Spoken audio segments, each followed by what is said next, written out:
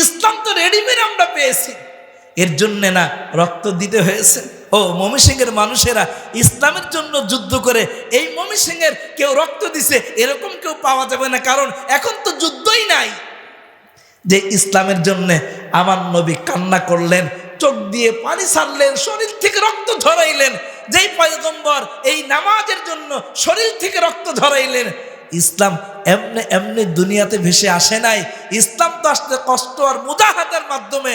আজকে আপনি আমি নরম আর নর্মাল রেডিমেড ইসলাম পাওয়ার কারণে ওয়াজ হয়, আপনার আমার কাছে কোনো দাম নাই।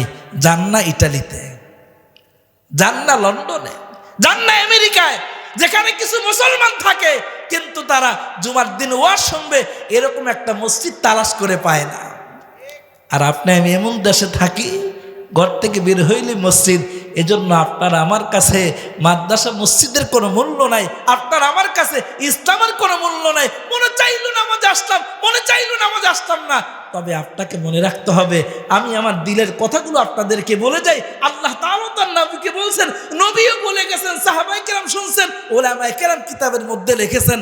আল্লাহর পয়গম্বর যখন কথা বলতেন সাহাবায়ে কেরামকে সামনে নিয়ে মাঝে মাঝে ওয়াদা করাইতেন, সাহাবীরা আমি এখন বয়ান করব, তবে আমার বয়ান শোনার শর্ত হবে তিনটা।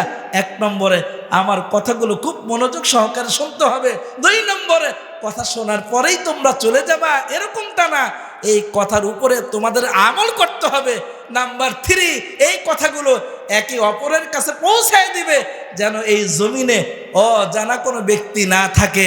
তাহলে আল্লাহর পয়গম্বর আলোচনা শুরু করতেন 3টা কথার মাধ্যমে। 1 নম্বরে মনোযোগ সহকারে আলোচনা শুনতে হবে। আমরা ওয়াজ শুনতে আসি, অনেকে বসে বসে ওয়াজের ময়দানে বসে বসে বাদামও খায়। আওয়াজ করে এখন ঠিক না বেঠি? বাদাম কি কালকে খাওয়া যাবে না? আজকেই খেতে হবে। অনেকে বাদাম কিনে নিয়ে আসে। এ মুসলমান, কি বলবো দুঃখের কথা, তুমি যে কথা শোনার জন্যে, তুমি আমি যেই কথা শোনার জন্যে বাদাম কিনে নিয়ে আসি, বাদামও খাবো, ওয়াজও শুনবো, এরকম ওয়াজ যদি আপনি আমি কিয়ামত পর্যন্ত শুনি, বিন্দু পরিমাণ ফায়দা হবে না।